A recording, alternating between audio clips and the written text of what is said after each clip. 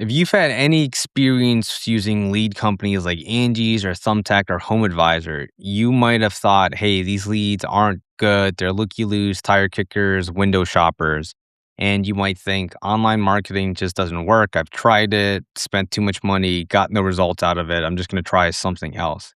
And those companies, they're designed to generate leads and then sell them to three, four, five different contractors. That's how they make their money because they spend so much on advertising. So they have to sell that lead multiple times to multiple people. So it naturally attracts price shoppers, people who are looking to compare pricing versus someone who's actually looking to have a relationship with an established company. So it's not a matter that online marketing, these leads, they aren't quality, it doesn't work. It's the platform and where you get the leads. That's what's going to matter the most. And so when you're looking to get higher end leads, you have to decide what platform am I using and how am I positioning myself? For example, if someone's just looking to get the cheapest option and they go through, let's say, Angie's, they're just going to compare quotes, right? Right off the bat. That's what it's suggesting me to do. So if I'm looking to find the cheapest option, I'm going to want to compare quotes from people. Versus if I want to explore a company, let's look at KSB, who's got 292 reviews. If I check out their website, right off the bat, I can see a couple of things, right? They an experienced electrician. Okay, they have branding on their trucks. There's the team photo. Looks like they are an elite service, Yelp, Facebook, Google. They have a very well built out website. So if I'm window shopping, price shopping, I probably won't give these guys a call because just from the branding, it's telling me that they're a professional service and maybe that's not exactly what I'm looking for if I'm looking to save some money. But if I have a job that I want to make sure gets done right and it's going to be a bit higher end, maybe a panel upgrade, a generator install, doing some new construction, so I need some wiring done. I want to make sure I hire the right person with the right amount of experience.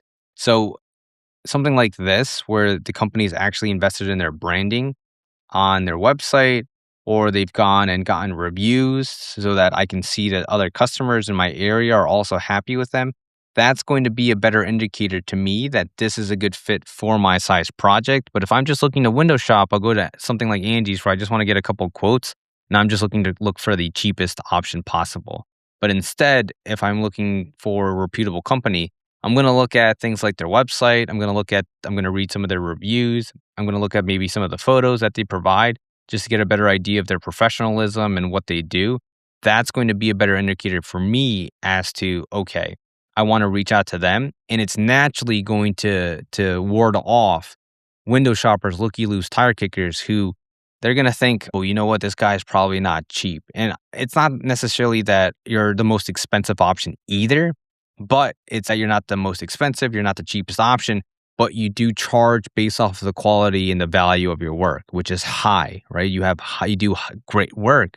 So by default, your pricing is going to merit that quality of work that you provide. So your branding does the filtering for you. By improving your branding, that's going to automatically push people away from giving you a call who aren't good fits anyway. But if you just have a basic website or you just have a thin website, people are going to think, okay, this guy might be cheap. So let me give him a call. So the calls you get, they're going to be low cost jobs. And on the other end, if someone is looking to do an extensive project and they go and check out your website or they read your reviews and they see you only have 8 reviews and your website's a one pager, they're going to think, I don't know if this is the right fit for me, right? I don't know if this is the right company to give this job to. Now, if you're looking for other ways to filter out leads, I would maybe look at the local service ad. So over here, this is the local service ad, the Google verified program. And in order to do this, you have to go through a screening process where they look at your certificate of insurance, they look at your license information, they take your driver's license or your passport to verify your identity. And then how this operates is that when you select what services you want to show up for. So for example, this business selected these services that they want to get calls for.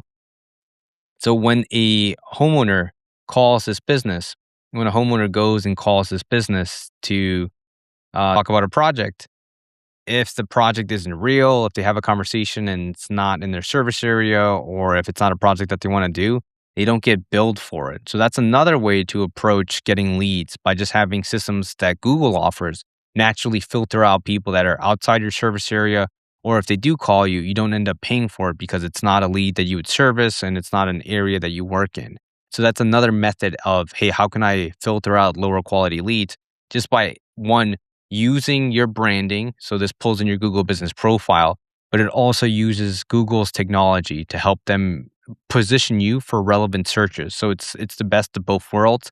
Yes, it does cost money, but like I said, it's pay per lead. So even if the lead's not, if it's not a lead, you don't pay for it. But if it is a lead and you book a consultation, you'll pay for that lead. But in that case, you'll be willing to pay for that because it is an actual job that you service. And last thing, you can you can go and narrow down the services that you want to show up for, and you can also narrow down the areas that you want to show up in, which can help make sure that if you only want to service specific zip codes or specific services you want to pay for leads from, that's how you can filter this down even further. If you found this video valuable, hit that subscribe button down below so you'll be notified when I release a new video. And the next video I'm planning on releasing is more along the lines of speed to lead. How do you become more responsive without having to do more work? Talk to you soon.